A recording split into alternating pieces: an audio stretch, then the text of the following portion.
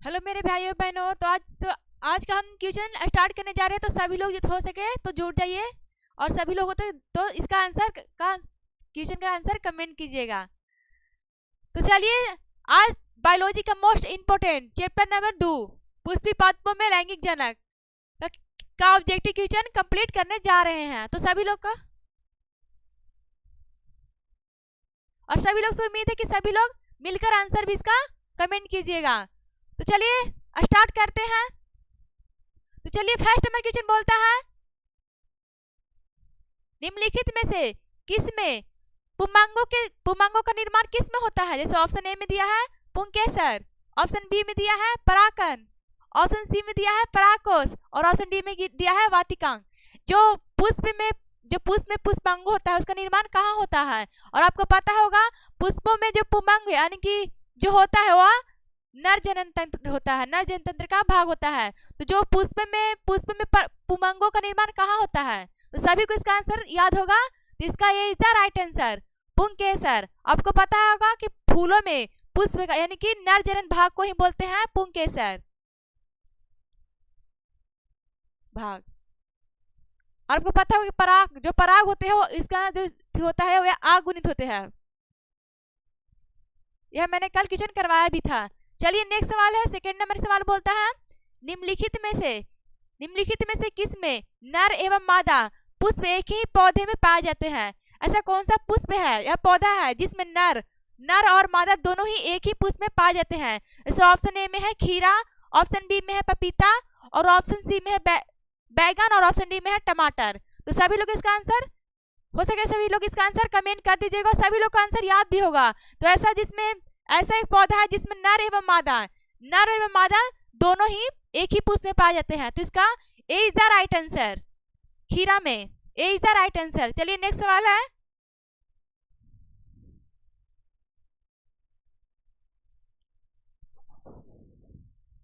तो सभी लोग का याद भी होगा। चलिए नेक्स्ट सवाल का आंसर कीजिएगा। चलिए नेक्स्ट सवाल है, निम्नलिखित में से किसके बीबर को कोरक रंध्र के नाम से जानते हैं? किसको हम लोग बीबर कोरक के रंध्र के नाम से जानते हैं? जैसे ऑप्शन ए में है कदुक और ऑप्शन बी में है तुतक और ऑप्शन सी में है कोरक और ऑप्शन डी में है तंत्रिका। निम्नलिखित में किसे हम लोग बीबर को कोरक रंध्र के नाम से जानते हैं? तो इसका आंसर भी आप सबको लोग को याद होगा। तो इसका A is the right answer, A is the right answer. सभी लोग को इसका आंसर याद भी होगा, A is the right answer. चलिए नेक्स्ट सवाल बोलता है, 4 नंबर सवाल बोलता है, पौधे के किस भाग से हम लोग लौंग प्राप्त करते हैं? जो पौधा होता है उसके किस भाग से हम लोग लौंग को प्राप्त करते हैं? जैसे ऑप्शन ए में दिया है पुष्प, ऑप्शन बी में दिया है कली और ऑप्शन सी में दिया है फल और ऑप्शन डी में दिया है बीज। तो आपको पता हुआ जो पौधे के जो होते हैं उनको लौंग हम लोग कैसे फूल के जो कली होती है यानी कि ऑप्शन नंबर बी उससे हम लोग प्राप्त करते हैं। और आपको पता है जो बीजांड विकसित होकर क्या बनाते हैं? बीज बनाते हैं। चलिए नेक्स्ट सवाल है, 5 नंबर सवाल बोलता है कि नारियल के जो मध्य भीति की प्रवृत्ति क्या होती है? जो नारियल होता है उसके मध्य भीति यानी कि बीच वाला भाग की प्रवृत्ति क्या होती है? जैसे ऑप्शन ए में दिया है कड़ी, ऑप्शन बी में दिया है रेशेदार, ऑप्शन सी में दिया है गुद्देदार और ऑप्शन डी में दिया है इनमें से कोई नहीं। तो जो नारियल के फल भीति होते हैं वह रेशेदार होते हैं। B is the right answer. चलिए नेक्स्ट बढ़ते हैं और सभी लोग को उम्मीद है कि सभी लोग को आंसर याद भी होगा।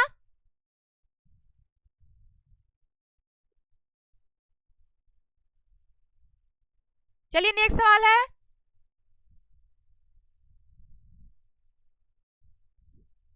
चलिए नेक्स्ट सवाल बोलता है, निम्नलिखित में से कौन लघु बीजांडधारी का हिस्सा नहीं है? ऐसा कौन है जो लघु का बीजांडधारी का जो हिस्सा नहीं है? लघु यानी कि छोटा।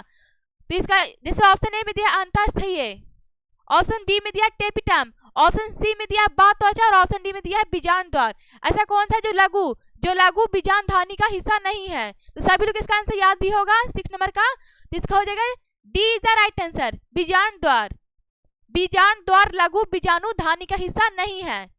7 नंबर क्वेश्चन बोलता है, आवृत बीजी पौधे में निम्नलिखित में से किस कोशिका के लिए विभाग के पश्चात 2 नर युग्मक बनते हैं? इस ऑप्शन ए में दिया है कायिक कोशिका, ऑप्शन बी में दिया है जनन कोशिका, और ऑप्शन सी में दिया है लघु बीजाणु मात्र कोशिका, और ऑप्शन डी में दिया है लघु बीजाणु। ये बोल रहा है कि जो आवृत बीजी होती हैं वो पौधे में निम्नलिखित में से किसके द्वारा किसके द्वारा दो नर युग्मक बनते हैं। तो सभी लोग को इसका आंसर याद भी होगा 7 नंबर का। तो B is the right answer. जनन कोशिका, जो जनन कोशिका होता है उसी के कारण दो नर युग्मक बनते हैं। चलिए नेक्स्ट सवाल है,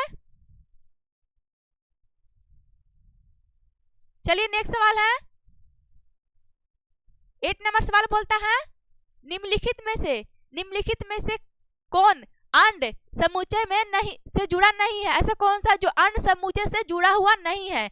इसे ऑप्शन ए में दिया है सहायक कोशिका, ऑप्शन बी में दिया है अंड, और ऑप्शन सी में दिया है प्रतिशांत कोशिकाएं, और ऑप्शन डी में दिया है तंतु रूप समुच्चय। तो सभी लोग को 8 नंबर का क्वेश्चन याद भी होगा। सभी लोग इसका आंसर कर दीजिएगा कमेंट, और 8 नंबर क्वेश्चन याद भी होगा। तो ऐसा कौन सा जिससे अंड समुच्चय से संबंधित नहीं है। तो इसका answer C is the right answer, प्रतिव्यासांत कोशिकाएं, C is the right answer. चलिए नेक्स्ट सवाल है, जो घास के बीज होते हैं, जो घास के बीज में किस प्रकार का प्रशकल को कहा जाता है। जैसे ऑप्शन ए में दिया है भ्रूणपोष, ऑप्शन बी में दिया है बीज पत्र, ऑप्शन सी में दिया है बीज आवरण, और ऑप्शन डी में दिया है भ्रूणीय अक्ष। जो घास के बीज होते हैं उनका जो प्रसरण होता है उसे क्या कहते हैं। तो आपको सभी को पता होगा, इसका आंसर हो जाएगा B is the right answer, B is the right answer, बीज पत्र। यह तो मनुष्य में भ्रूणपोष तो मनुष्य में होता है, जिसकी संरचना क्या त्रिगुणित होती है। चलिए नेक्स्ट सवाल है,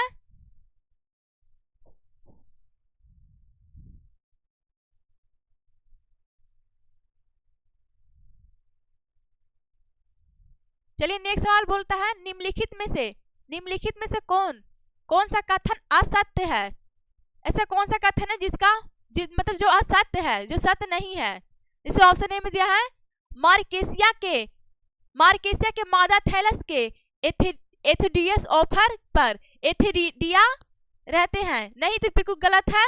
ऑप्शन बी में दिया है कारा, जो कारा है वो लिंग होते हैं जी, नहीं गलत है। ऑप्शन सी में दिया है जो दुगुनित जीन अर्धसूत्री विभाजन के बाद युग्मक बनते हैं, जी बिल्कुल सही है। जो दुगुनित जीन होते हैं उनमें अर्धसूत्री के विभाजन के बाद ही युग्मक या जनन बनते हैं। C is the right answer, C is the right answer. चलिए नेक्स्ट सवाल है, जो पी एस्टेलिट शब्द है वो किसने दिया है और किसके लिए मतलब होता है। इसे ऑप्शन ए में है द्विलिंगी पुष्प के लिए, ऑप्शन बी में है एकलिंगी स्त्री एवं पुरुष के लिए, ऑप्शन सी में है एकलिंगी नर एवं पुष्प के लिए, और ऑप्शन डी में है स्टेमिट पुष्प के लिए। तो सभी लोग को इसका आंसर याद होगा। पिस्टाइलेट शब्द का उपयोग हम किसके लिए करते हैं, एकलिंगी स्त्री एवं पुरुष के लिए। B is the right answer. और सभी लोग हमको पूरा यकीन होगा कि सभी लोग को आंसर भी याद होगा। चलिए नेक्स्ट सवाल का आंसर कीजिएगा।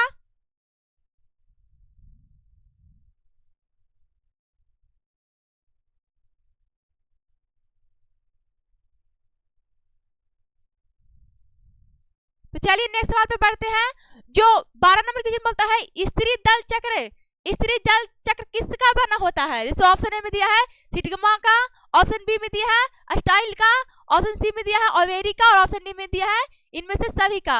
जो स्त्री दल चक्र को पता होगा इनमें से सभी का, D is the right answer.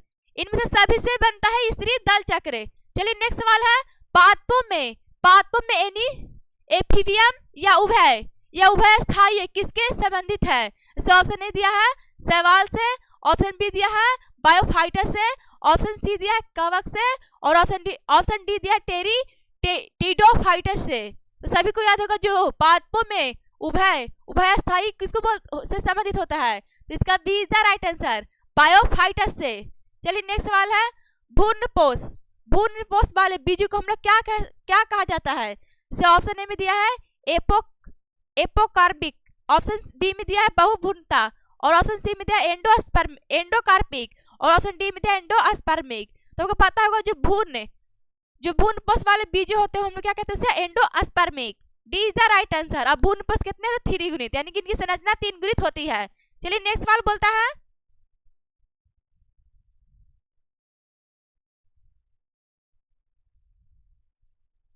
चलिए नेक्स्ट सवाल है, निम्नलिखित में से कौन जलीय जंगली घास है? जैसे ऑप्शन ए में दिया है टापा, ऑप्शन बी में दिया है हाइड्रिला, ऑप्शन सी में दिया है जलकुंभी और ऑप्शन डी में दिया है बी और सी दोनों। ऐसा कौन सा है जो जंगली घास है?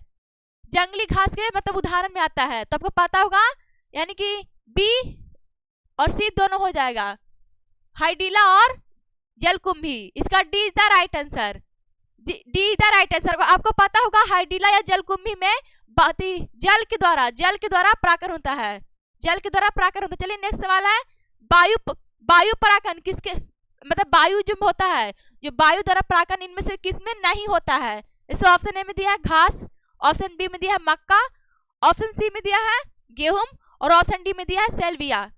आपको पता होगा कि किसमें वायु द्वारा परागण नहीं होता है। अभी सबको लोग को इसका आंसर याद भी होगा, तो इसका हो जाएगा D is the right answer.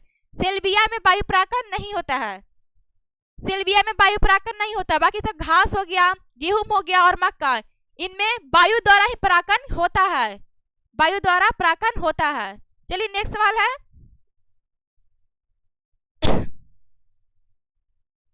चलिए नेक्स्ट सवाल पढ़ते हैं।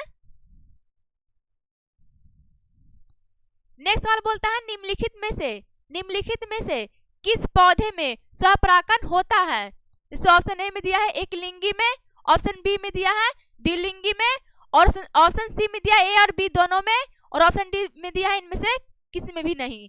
किसमें स्वपरागण की क्रिया होती है? तो सभी लोग इसका आंसर याद भी होगा कि यानी कि किसमें स्वपरागण होते हैं। तो आपको पता होगा एक लिंगी जीव में ही स्वपरागण की क्रिया होती है और द्विलिंगी में होती है पर परागण की क्रिया। चलिए सभी लोग को इसका आंसर याद होगा, तो नेक्स्ट सवाल करते हैं, अगुणित जो होते हैं भ्रूणपोष, निम्नलिखित में से किसके इनकी क्या विशेषताएं हैं? जैसे या आवृत बीजी होती है या अनावृत बीजी होती है या फफूंद या डी में दिया या सवाल होते हैं। इसका मतलब क्या हो, जो अगुणित भ्रूणपोष की क्या विशेषताएं हैं? तो सभी लोग इसका आंसर हो सके तो कमेंट कर दीजिए, सभी लोग इसका आंसर याद भी होगा। जो अगुणित भ्रूणपोष उनकी संरचना मतलब किसकी विशेषताएं होते हैं? तो अनावृत बीजी के वह विशेषताएं होते हैं। चलिए नेक्स्ट सवाल है, निम्नलिखित में से या इनमें से कौन कायिक प्रबंधन का उदाहरण नहीं है? इस ऑप्शन ए में है किसमें कायिक द्वारा प्रबंधन नहीं होता है। इस ऑप्शन ए में है प्रकंद, ऑप्शन बी में है सूचक, ऑप्शन डी में है सी में है शाखा और ऑप्शन डी में है चल बीजाणु। तो इसमें किसमें कायिक प्रबंधन के द्वारा क्रिया नहीं होती है। तो आपको पता होगा इसका आंसर क्या होगा, इसका D is the right answer, चल बीजाणु। आपको पता होगा प्रकंद में आलू के द्वारा होता है, आलू के द्वारा प्रकंद में कायिक प्रबंधन होता है। चलिए नेक्स्ट सवाल पढ़ते हैं।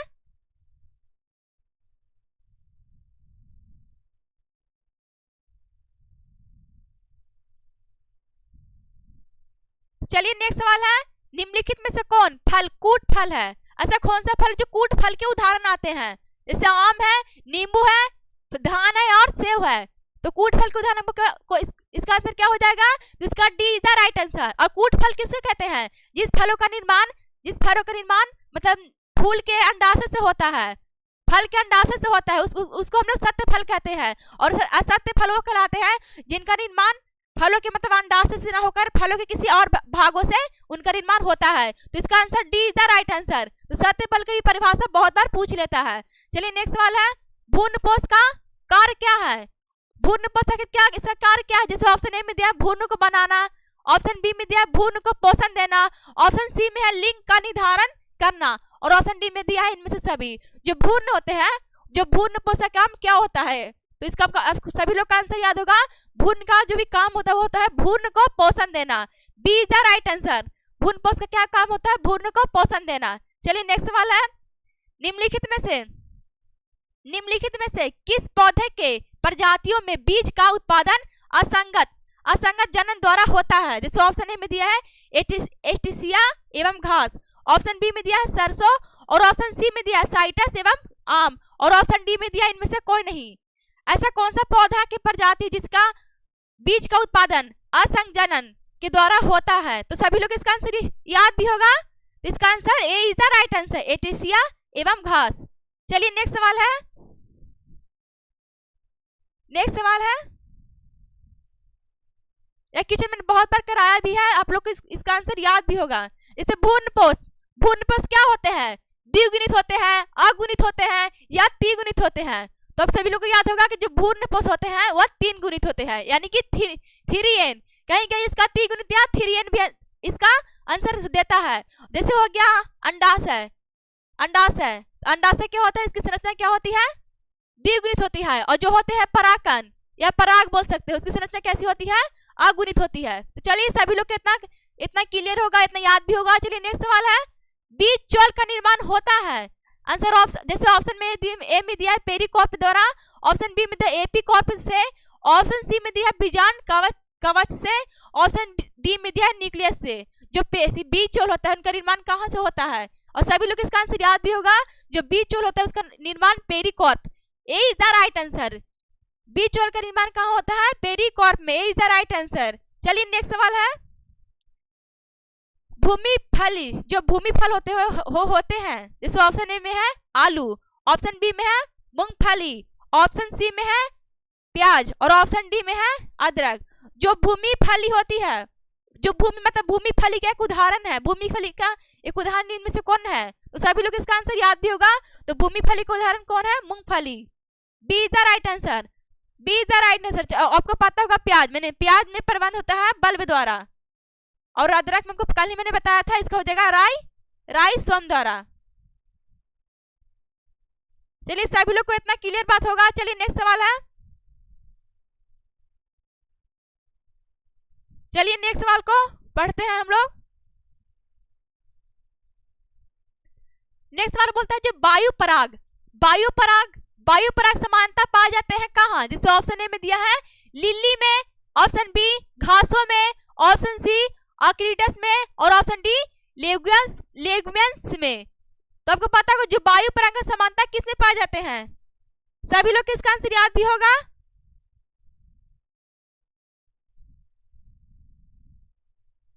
तो वायु परागण समानता कहाँ पाया जाएगा? घासों में। Be the right answer. आपको पता भी होगा कि घास में परागण वायु के द्वारा ही किया जाता है। नेक्स्ट सवाल है, निम्नलिखित में से किस में जल द्वारा परागण होता है? जैसे ऑप्शन ए में दिया है जलकुंभी, ऑप्शन बी में दिया है कमल और ऑप्शन सी में दिया है डीला और ऑप्शन डी में दिया है बी और सी दोनों। इनमें से किसके द्वारा, मतलब कि इनमें जो परागण होता है वो जल के द्वारा होता है, तो इनमें कौन सा इनका उदाहरण है? तो आपको पता होगा कि इसका आंसर क्या होगा। तो सभी लोग इसका आंसर याद होगा कि इसका D is the right answer. कमल में, कमल और हाइड्रीला दोनों में ही जल द्वारा परागण होता है। चलिए नेक्स्ट सवाल है, भ्रूणकोश की जो सेटल कोशिकाएं हैं वो क्या कहलाती हैं? जैसे ऑप्शन ए में दिया है आरंभिक केंद्रक, ऑप्शन बी में दिया है द्वितीयक केंद्रक और ऑप्शन सी में दिया है सहायक कोशिकाएं और ऑप्शन डी में दिया ए और बी दोनों। आपको पता होगा जो भ्रूणकोश की सेटल कोशिकाएं होती है उसे क्या कहते हैं? तो इसका answer B is the right answer. द्वितीयक केंद्रक, B is the right answer. चलिए इतना सभी को क्लियर होगा। तो नेक्स्ट बढ़ते हैं,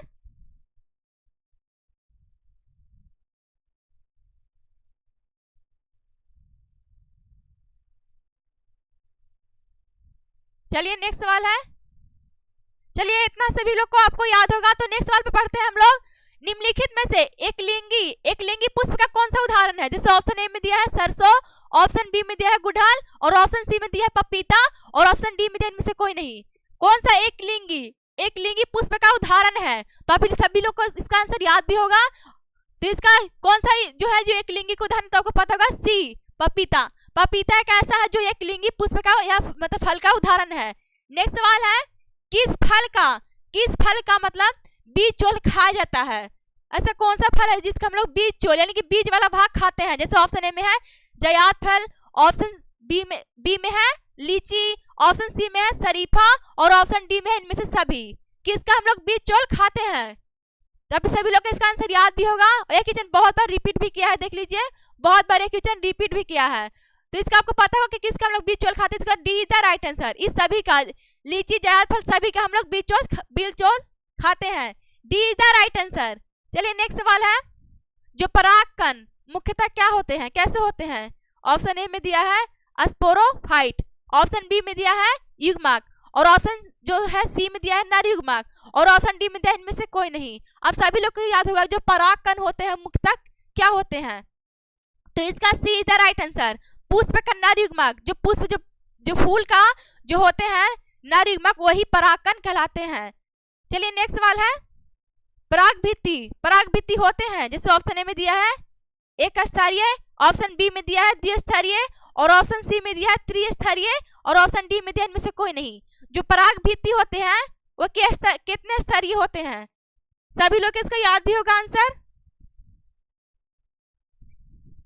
सभी लोग याद भी होगा। जो परागभित्ति होते हैं वह द्विस्तरीय इनकी संरचना होती है। चलिए नेक्स्ट सवाल है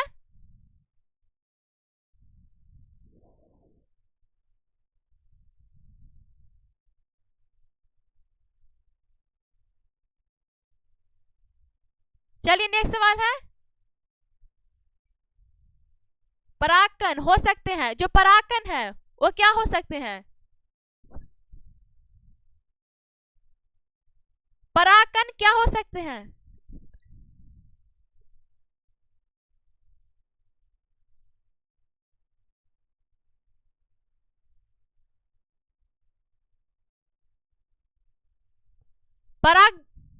परागकण क्या हो सकते हैं। जैसे ऑप्शन ए में दिया है गेमोफाइट्स हो सकते हैं, या सजावटी के लिए उपयोग कर सकते हैं, या तो एलर्जिकार हो सकते हैं, या इनमें से सभी। जो परागकण होते हैं क्या होते हैं, तो आप लोग सभी को याद होगा जो परागकण होते हैं वह एलर्जी कारक होते हैं। नेक्स्ट सवाल है वायु परागित पुष्प समानता कैसे होते हैं, जो वायु द्वारा परागित होते हैं वह पुष्प कैसे होते हैं। जैसे ऑप्शन ए में है आकर्षण होते हैं, ऑप्शन बी में है छोटे होते हैं, ऑप्शन सी में है रंगहीन होते हैं, या ऑप्शन डी में है इनमें बी और सी दोनों होते हैं। तो आपको पता होगा जो वायु द्वारा परागित पुष्प होते हैं वह छोटे भी होते हैं और रंगहीन भी होते हैं।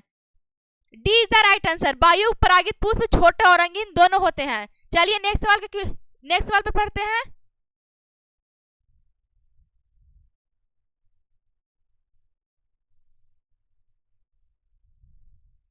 चलिए नेक्स्ट सवाल है एनिमोफिली। जो एनिमोफिली नामक पराग किसके द्वारा होता है। जैसे ऑप्शन ए में दिया है चिड़ियाओं द्वारा, ऑप्शन बी में दिया है चमगादड़ द्वारा, और ऑप्शन सी में दिया है घोंघा द्वारा, और ऑप्शन डी में दिया है हवा द्वारा।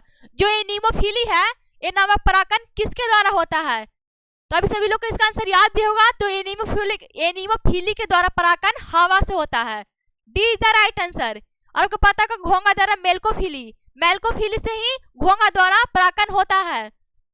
चलिए नेक्स्ट सवाल है एंटोमोफिली नामक परागकण किसके द्वारा होता है। यह क्वेश्चन में बहुत लोग गड़वाते हैं। जो एनिमोफिली होते हैं वो हवा के लिए होते हैं, बाकी जो एंटोमोफिली होते हैं वह कीड़ा के लिए हो जाते हैं।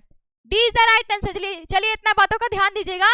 जो इंटोमोफिली होते हैं उसमें कीड़ा के द्वारा परागकण होता है। चलिए नेक्स्ट सवाल है प्रत्येक पादप कोशिका के से पूर्ण पौधे का बन सकता है, यह गुण को क्या कहते हैं। यह कहना चाहते हैं जो प्रत्येक पादप होते हैं उनके कोशिका से पूर्ण पौधा बन सकता है, तो उस गुण को क्या कह सकते हैं हम लोग। इसे ऑप्शन ए में दिया है क्लोनिंग, ऑप्शन बी में दिया है सोमा क्लोनल, ऑप्शन सी में दिया है टोटीपोटेंसी, और ऑप्शन डी में दिया है इनमें से सभी। तो सभी लोग इसका आंसर याद भी होगा। क्लोनिंग तो हम लोग इसमें ये तो जीवाणुओं में किया जाता है क्लोनिंग। यह पूछ रहा है कि पादप कोशिकाओं में क्या किया जाता है, तो पता होगा totipotency. C is the right answer.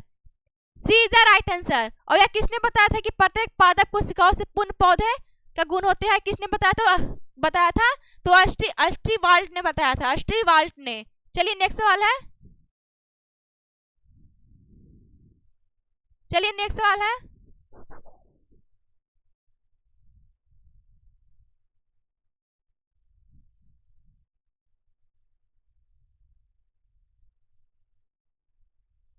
Next सवाल बोलता है प्रोटोप्लास्ट कल्चर का फ्यूजोनस क्या कहलाता है। जैसे ऑप्शन ए में है तरल नाइट्रोजन, ऑप्शन बी में है पीईजी, और ऑप्शन सी में है लैक्टिक अम्ल, और ऑप्शन डी में इनमें से सभी। तो सभी लोग इसका आंसर याद होगा। जो प्रोटोप्लास्ट कल्चर है उनका जो फ्यूजोनस होते हैं वो कैसे होते हैं, सभी लोग इसका आंसर याद भी होगा।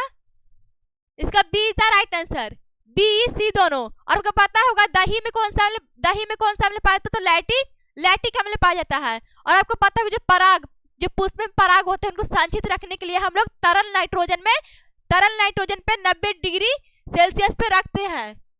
चलिए नेक्स्ट सवाल है, कमल में परागकण होते हैं। कमल में परागकण किसके द्वारा होते हैं? जैसे ऑप्शन ए में दिया है जल द्वारा, ऑप्शन बी में दिया है वायु द्वारा, और ऑप्शन सी में दिया है कीट द्वारा, और ऑप्शन डी में दिया है इनमें से सभी।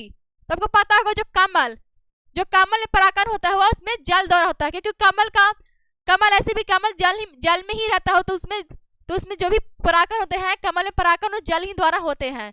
Option A is the right answer. Option A is the right answer. चलिए नेक्स्ट सवाल है, पराग से अगुणित पौधे का विकास क्या कहलाता है? जो पराग से जो अगुणित पौधे का विकास क्या कहलाता है? पराग से अगुणित पौधे का विकास क्या कहलाता है? तब सभी लोग इसका आंसर याद भी होगा। इसका D is the right answer, सेमेस्टिक हाइड्रो डाइजेनस, D is the right answer. चलिए नेक्स्ट सवाल है, पुष्पबंध रहते हैं। चलिए नेक्स्ट सवाल बोलता है, जो पुष्पबंध रहते हैं कहाँ, किस में रहते हैं पुष्पबंध? इसे ऑप्शन ए में दिया है डिक्लिनी में, ऑप्शन बी में दिया है क्लेस्टोगेमी में, ऑप्शन सी में है डाइकोगेमी में, और ऑप्शन डी में इनमें से कोई नहीं। पुष्पबंध समानता कहाँ रहते हैं? तो आपको इसका आंसर याद होगा क्लेस्टोगेमी में, B is the right answer. चलिए नेक्स्ट सवाल है, आवृत बीजियों में कौन सी संरचना नहीं मिलती है? इसे आवृत बीजी होते हैं उनमें कौन सी संरचना नहीं मिलती है? इसे ऑप्शन ए में दिया है आर्कियोगेनियम, ऑप्शन बी में दिया अंडप, ऑप्शन सी में दिया है पराकोष, और ऑप्शन डी में दिया गुरु युग्मकोद्विक। तो आपको सभी को आंसर याद होगा, जो आवृत बीजी में होते हैं उनमें कौन सी संरचना नहीं पाई जाती है।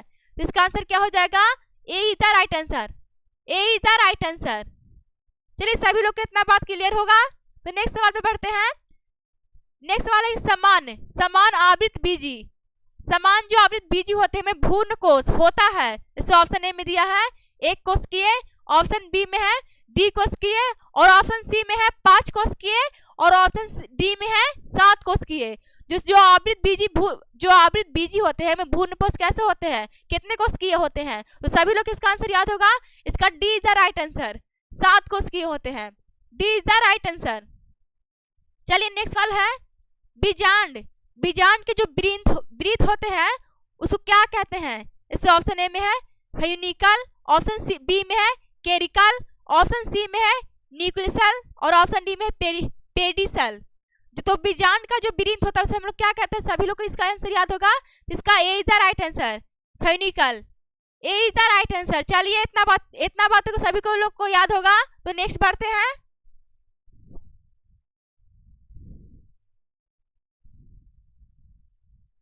तो नेक्स्ट सवाल बोलता है, निषेचन के पश्चात बीजांड परिवर्तन कहाँ होते हैं? जैसे ऑप्शन ए में दिया है मध्यावरण में, ऑप्शन बी में है बीज में, और ऑप्शन सी में है भ्रूण में, और ऑप्शन डी में है भ्रूणपोष में। निषेचन के पश्चात बीजांड कहाँ परिवर्तन होते हैं? तो सभी लोग को इसका आंसर याद होगा। इसका बी द राइट आंसर, बीजांड में, बी द राइट आंसर। आपको पता होगा बीजांड विकसित होकर बीज का निर्माण करता है। नेक्स्ट सवाल है, अनिश जनन समानता किसमें मिलता है? जिससे ऑप्शन ए में है अंगूर में, ऑप्शन बी में है आम में, और ऑप्शन सी में है नींबू में, और ऑप्शन डी में है लीची में। सभी लोग इसका आंसर कमेंट कर दीजिएगा। तो जो अनिश जनन होता है इसमें समानता किसमें मिलता है, किसमें देखने को मिलता है? तो पता होगा अंगूर में, ए इज द राइट आंसर, अंगूर में, ए इज द राइट आंसर। आपको पता होगा नींबू में विटामिन सी मिलता है। चलिए नेक्स्ट सवाल है,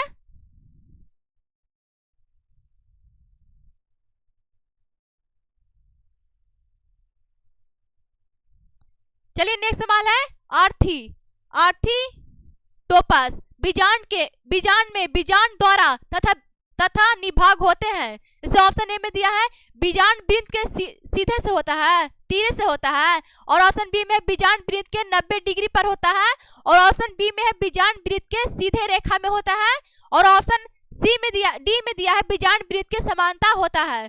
जो आर्थीपोटस के बीजांड होते हैं उनमें बीजांड द्वार तथा निभाग होते हैं। कैसे होते हैं? तो इसका आंसर सभी को याद होगा। तो इसका answer C is the right answer, बीजांड वृत्त के सीधे रेखा में होते हैं।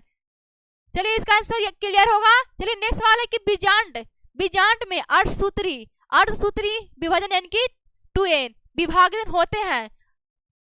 बीजांड में अर्धसूत्री विभाजन कहाँ होता है? जैसे ऑप्शन ए में दिया है बीजांड काय में, ऑप्शन बी में है गुरु बीजाणु मात्र कोशिकाओं में, ऑप्शन सी में है गुरु बीजाणु में, और ऑप्शन डी में आर्की स्पोरियम में।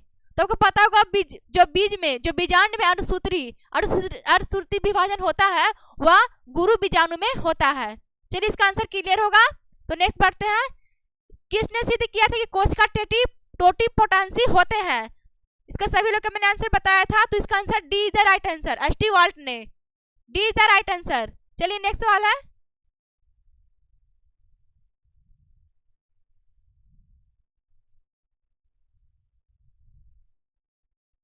चलिए नेक्स्ट सवाल बोलता है एक प्रारूपी आवृतबीजी में भ्रूण कोष पराया होते हैं। जैसे एक कोशिकीय होते हैं, द्विकोशिकीय होते हैं, या 5 कोशिकीय होते हैं, या 7 कोशिकीय होते हैं। यह क्वेश्चन मैंने फिर से रिपीट भी किया है, यह क्वेश्चन मैंने इसका आंसर बताया भी था। तो एक प्रारूपिक जो आवृतबीजी होते हैं में भ्रूण कोष पराया कैसे होते हैं? 7 कोशिकीय होते हैं। D is the right answer, D is the right answer. चलिए नेक्स्ट सवाल है। भारतीय आवृतबीजी भ्रूण विज्ञान के जनक किन्हें कहा गया है? जो भारत में आवृतबीजी भ्रूण विज्ञान के जनक कहा गया है? तो सभी लोग इसका आंसर याद होगा। इसका पी महेश्वरी को ही भारतीय आवृतबीजी भ्रूण कोष के विज्ञान के जनक कहा जाता है। नेक्स्ट सवाल है। पॉलीएम्ब्रियोनी पाया जाता है। जैसे ऑप्शन ए में है मक्का में, ऑप्शन बी में है सिटल्स में, और ऑप्शन सी में है कोरकोरम में, और ऑप्शन डी में है कार्थिसम में। तो सभी लोग इसका आंसर याद होगा। तो सभी लोग इसका आंसर कमेंट कर दीजिएगा। तो इसका होगा सिटल्स में, B is the right answer. चलिए नेक्स्ट सवाल है। जब जयांग में स्त्री केसर एक दूसरे से जुड़ते हैं तो वह क्या कहलाते हैं? जब जयांग में स्त्री केसर एक दूसरे से जुड़ते हैं तो वह क्रिया या क्या कहलाता है? इस ऑप्शन ए में है वियुक्त तांडपी, ऑप्शन बी में है युक्त तांडपी, ऑप्शन सी में है एक तांडपी, और ऑप्शन डी में है बहुअंडपी। तो सभी लोग याद होगा जो जयांग में स्त्री केसर एवं एक दूसरे से जुड़ते हैं तो उस क्रिया को क्या कहते हैं? युक्त तांडपी। B is the right answer. चलिए नेक्स्ट बढ़ते हैं। इतना सभी को क्लियर होगा। तो नेक्स्ट बढ़ते हैं।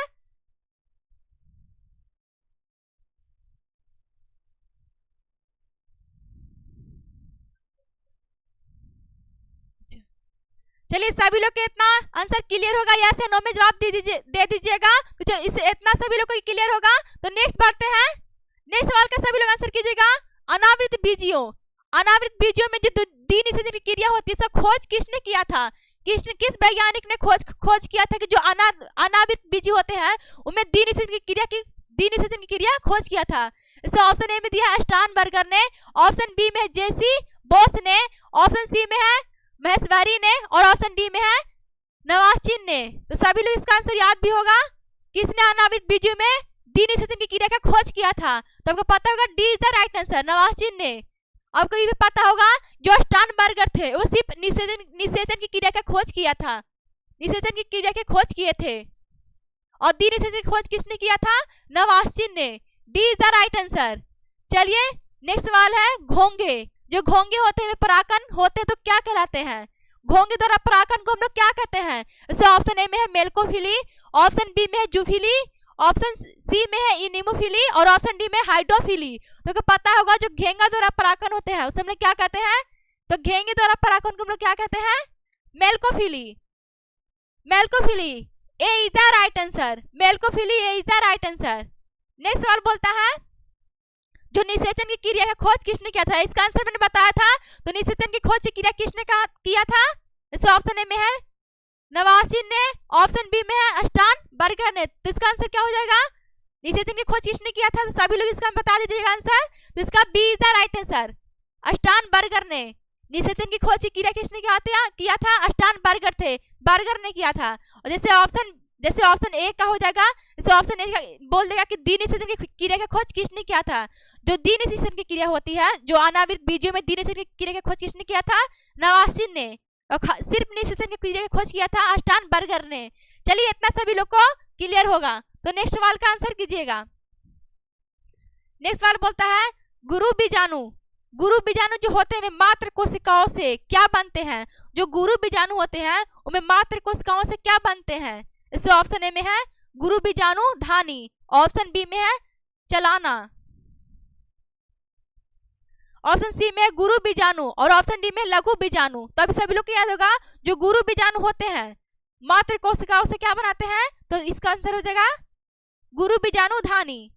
ए इज द राइट आंसर। चलिए नेक्स्ट सवाल है,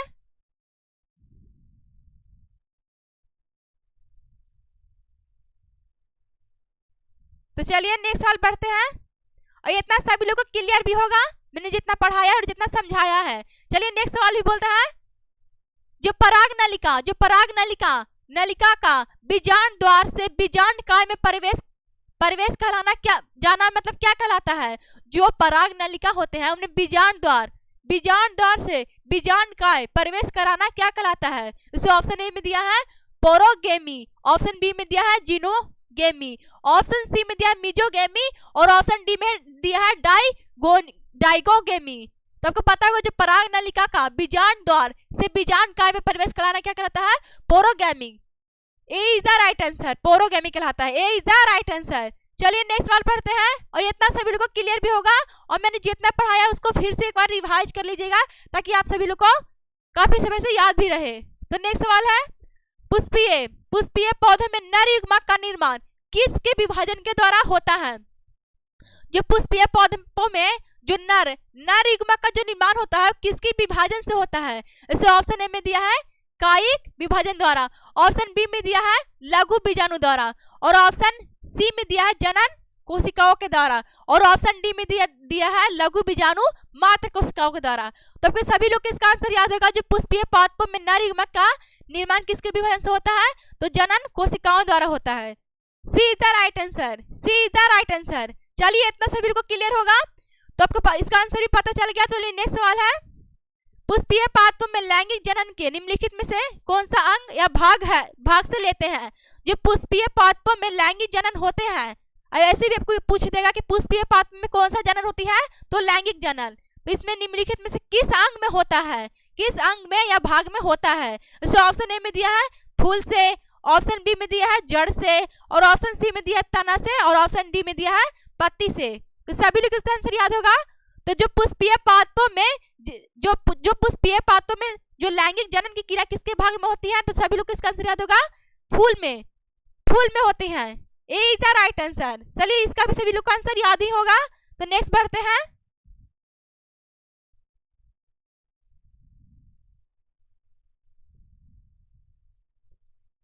चलिए नेक्स्ट सवाल है जो एक प्रारूपी पुष्प में कितने प्रकार के पुष्प पत्र होते हैं?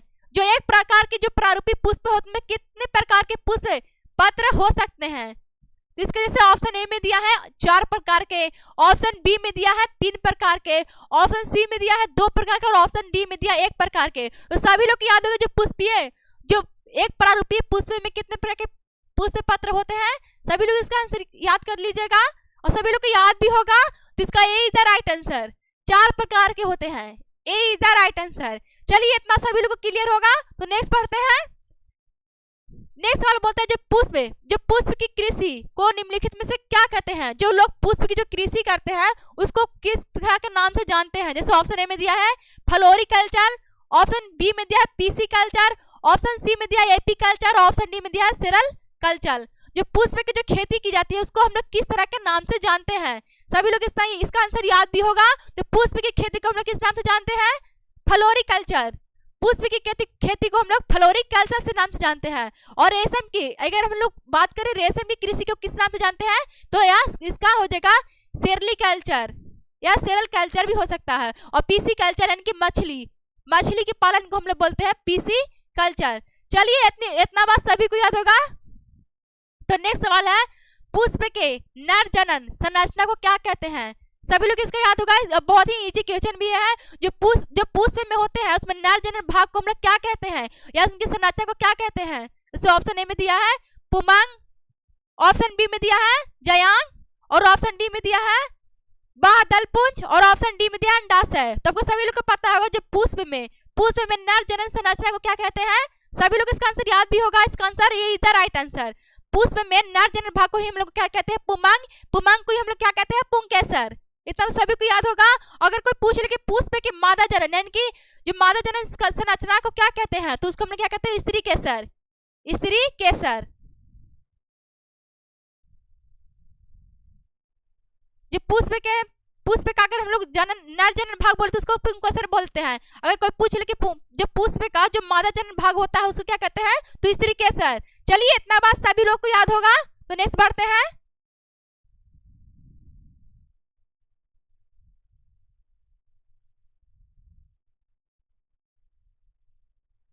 चलिए नेक्स्ट सवाल बोलता है जो पराग कणों की जो विशेषकर कौन सी जो पराग कण होते हैं कौन सी विटामिन पाई जाती है, यह बोलना चाहता है। तो सभी लोग इसका आंसर याद भी होगा। जो पराग कण की मतलब निम्नलिखित में से कौन सा विटामिन पाया जाता है? इसे ऑप्शन दिया है विटामिन ए, ऑप्शन बी में दिया है विटामिन बी, ऑप्शन सी में दिया है विटामिन डी और ऑप्शन डी में दिया है विटामिन सी। जो पराग कण होते हैं इनकी संरचना कैसी होती है? तो अगुणित। ये भी बात को याद रखिएगा। जो पराग कण होते हैं उनमें कौन सी विटामिन पाई जाती है? तो सभी लोग को इसका आंसर याद भी होगा। तो इसका हो जाएगा A is the right answer. पराग कणों में विटामिन बी पाई जाती है। इतना बात सभी लोग को याद होगा। अगर पूछ ले कोई गाजर में पालक में या पपीता में से कौन सा विटामिन पाया जाता है, तो सभी लोग को याद होगा विटामिन ए। विटामिन ए हमें गाजर में या पालक में या पपीता में हमें विटामिन ए मिलेगा। आपको पता होगा विटामिन सी हमें नींबू यानी कि खट्टे चीजों में हम लोग विटामिन सी मिलता है। जैसे नींबू हो गया, संतरा हो गया, आंवला हो गया, हमें विटामिन सी मिलेगा। और विटामिन डी तो पता ही आप सब लोग को, विटामिन डी सूर्य के प्रकाश में मिलता है। चलिए सभी लोग को इतना बात तो याद ही होगा। तो नेक्स्ट बढ़ते हैं। नेक्स्ट सवाल है एमिस्कुलेशन निम्नलिखित में से किससे संबंधित है? जैसे ऑप्शन ए में है बड़े पैमानों के संचयन पर, ऑप्शन बी में है कलोलन संचयन पर, ऑप्शन सी में है संकरण पर और ऑप्शन डी में है शुद्ध रेखा पर। तो सभी लोग इसका 65 नंबर क्वेश्चन के सभी को आंसर याद ही होगा और क्वेश्चन बहुत बार रिपीट भी किया है। तो इसका सभी लोग को इसका आंसर याद ही होगा। तो इसका आंसर क्या हो जाएगा? सी द राइट आंसर, संकरण पर। सभी लोग इसका आंसर याद होगा। तो नेक्स्ट सवाल है समकल्पकता निम्नलिखित में से किस में होता है? जैसे ऑप्शन ए में है गुलाब बास में, ऑप्शन बी में जैसे बोल रहा है अकवन में, ऑप्शन सी में है खट्टी बुट्टी में, ऑप्शन सी में है फर्न में। तो सभी लोग इसका आंसर याद होगा। इसका क्या आंसर हो जाएगा? A is the right answer, गुलाब बास में। चलिए नेक्स्ट सवाल बोलता है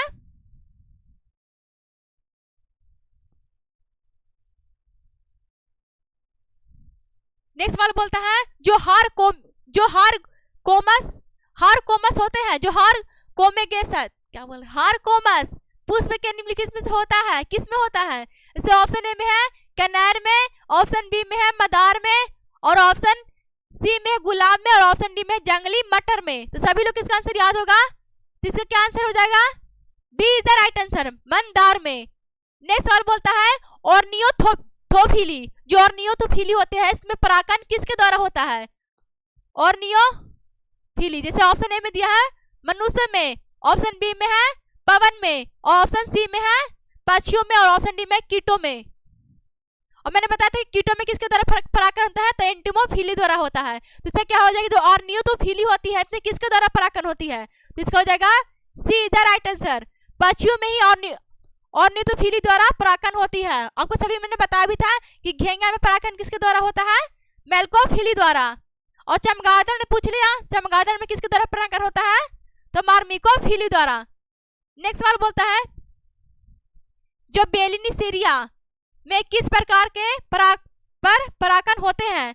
जो ऑप्शन ए में है जल द्वारा परागण, ऑप्शन बी में जैसे बोल दिया वायु द्वारा परागण और ऑप्शन सी में है कीट द्वारा परागण और ऑप्शन डी में पक्षी द्वारा परागण।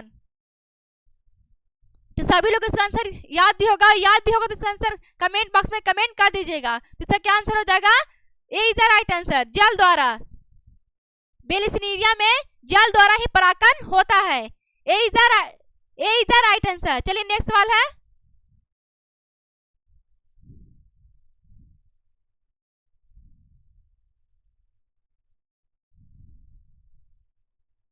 नेक्स्ट सवाल बोलता है चींटियों के द्वारा परागण किस में होता है, जैसे ऑप्शन ए में दिया है ऑर्थिनियोफिली, ऑप्शन बी में दिया है मार्मिकोफिली, ऑप्शन सी में दिया है मलेकोफिली और ऑप्शन डी में दिया है केप्लोटीफिली।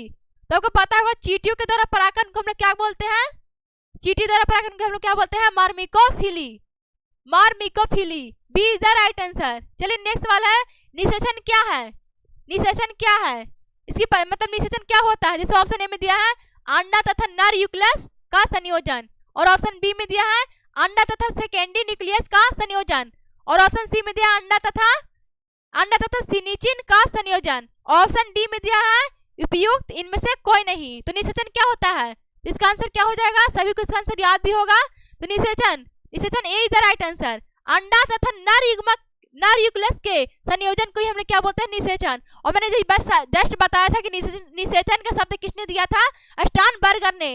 निषेचन शब्द किसने दिया था, स्टार्नबर्गर ने। नेक्स्ट सवाल बोलता है दी निषेचन की खोज किसने की थी, यह क्वेश्चन रिपीट भी हुआ। तो दी निषेचन की क्रिया की खोज किसने की थी, इसे ऑप्शन ए में दिया है स्टार्नबर्गर ने, ऑप्शन बी में दिया है नवासिन ने, ऑप्शन सी में दिया है रॉबर्ट हुक ने और ऑप्शन डी में दिया लुमेन हॉक ने। तो आपको पता होगा दी निषेचन की खोज किसने की थी, स्टार्नबर्गर ने। और कालीन सिर्फ निषेचन की बात की है तो इसका खोज किसने किया था, दी निषेचन खोज किया था स्टार्नबर्गर नवासिन ने। इसका बी द राइट आंसर हो जाएगा। और स्टार्नबर्गर ने सिर्फ निषेचन की खोज किया था।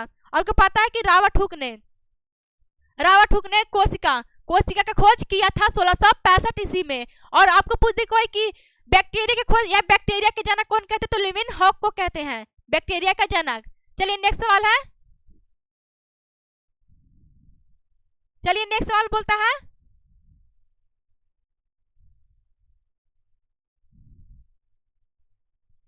नेक्स्ट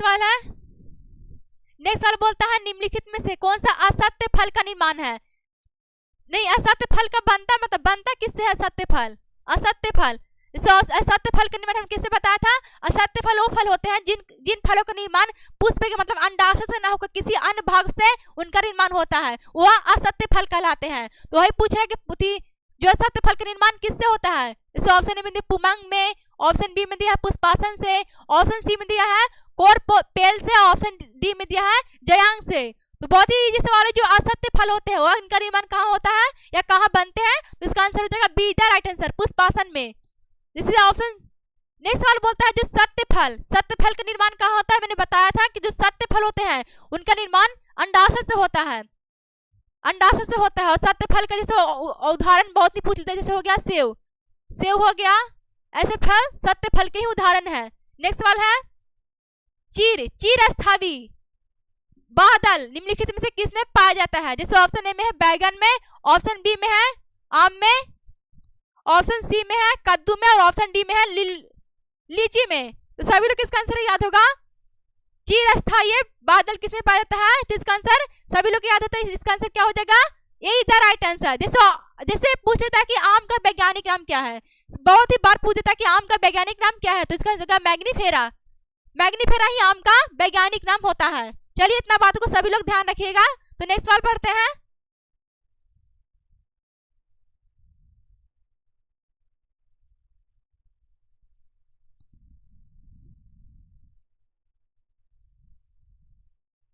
तो चलिए नेक्स्ट सवाल पढ़ते हैं और आप सभी लोग को इतना आंसर याद भी होगा।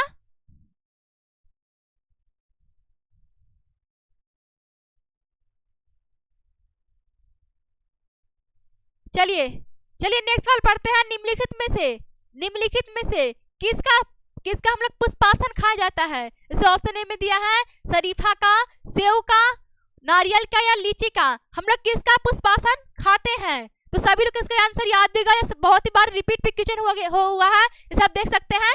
तो आपको पता होगा कि पुष्पासन किसका हम लोग खाते हैं, तो इसका क्या आंसर हो जाएगा, इसका हो जाएगा बी, हम लोग बी सेव का हम लोग पुष्पासन भागी खाया जाता है। तो सेव किसका, सत्य फल का उदाहरण भी सेव है। तो नेक्स्ट क्वेश्चन बोल रहा है गेहूं में परागण किसके द्वारा होता है, जो गेहूं होता है उसमें परागण किसके द्वारा होता है। इसे ऑप्शन ए में दिया है वायु के द्वारा, ऑप्शन बी में दिया है कीट के द्वारा और ऑप्शन सी में दिया है पक्षी के द्वारा और ऑप्शन डी में दिया है मनुष्य के द्वारा। सभी लोग इसका आंसर कमेंट कर दीजिएगा। जो वायु में होते हैं, वायु में परागण किसके द्वारा होता है, यह बहुत ही इजी क्वेश्चन है। जो वायु में परागण किसके द्वारा होता है, वायु के द्वारा। गेहूं का परागण किसके द्वारा होता है? गेहूं में परागण वायु के द्वारा। इसका ये इधर राइट आंसर। गेहूं में परागण किसके द्वारा होता है? वायु के द्वारा ही होता है गेहूं में परागण। चलिए नेक्स्ट सवाल है, बीजांड विकसित होकर क्या बनाते हैं? जैसे ऑप्शन ए में दिया है फल, फूल, बीज या बीज पत्र। जो बीजांड है वो विकसित होकर क्या बनाते हैं? तो सभी को इसका आंसर याद होगा। जो बीजांड विकसित होकर क्या बनाते हैं? तो बीजांड विकसित होकर क्या बनते हैं? बीज। मैंने इसका बताया था, जो बीजांड विकसित होकर क्या बनाते हैं? बीज। इतना तो सभी लोग को याद भी होगा। चलिए इतना बात को सभी लोग याद रखिएगा भी। तो नेक्स्ट सवाल पढ़ते हैं।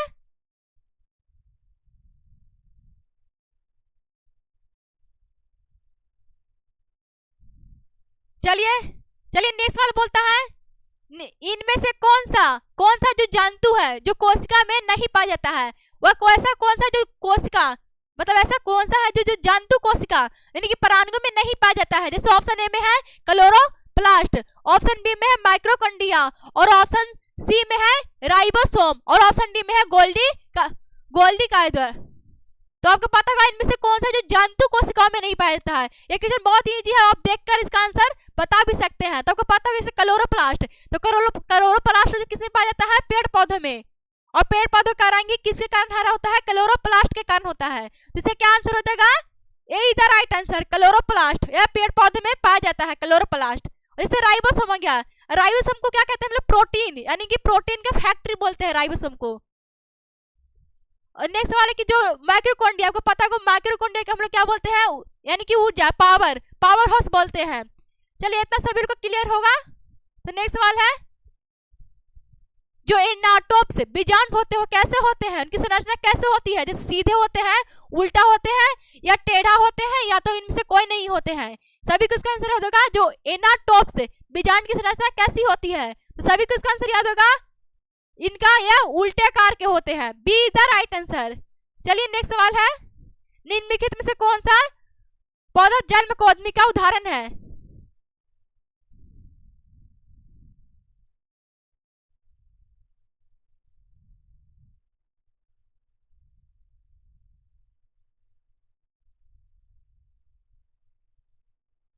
ऐसा कौन सा पौधा जो जन्मकोद्मी का उदाहरण है? जैसे ऑप्शन ए में दिया है सिंघाड़ा, ऑप्शन बी में दिया है नागफनी, और ऑप्शन सी में दिया है शीशम, और ऑप्शन डी में दिया है एकिसिया।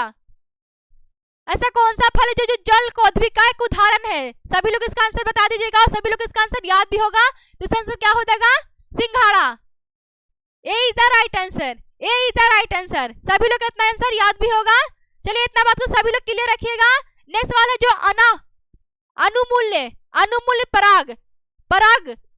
अनुमूल्य परागण वाले पौधे में निश्चित रूप से होता है क्या? जैसे ऑप्शन ए में है स्वपरागण होते हैं, पर परागण होते हैं, या ये अभी दोनों, या इनमें से कोई नहीं। तो सभी लोग इसका आंसर याद रखे होगा। सभी लोग इसका आंसर याद हो भी होगा। तो इसमें क्या इसका क्या आंसर हो जाएगा? स्वपरागण। ये इज द राइट आंसर। जो अनुमूल्य परागण होते हैं उनमें पौधे में निश्चित रूप से स्वपरागण की क्रिया होती है। चलिए नेक्स्ट सवाल। चलिए आज के लिए इतना ही है। सभी लोग से मैं निवेदन करती हूँ कि सभी जो मैंने जितना पढ़ा है उस सभी लोग इसका बात को ध्यान दें, और ये सभी क्वेश्चन बहुत इंपॉर्टेंट है। तो सभी लोग इसका क्वेश्चन का आंसर याद भी रखिए। चलिए सभी लोग इतना ही बातों को याद रखिए। आज के लिए इतना ही, धन्यवाद।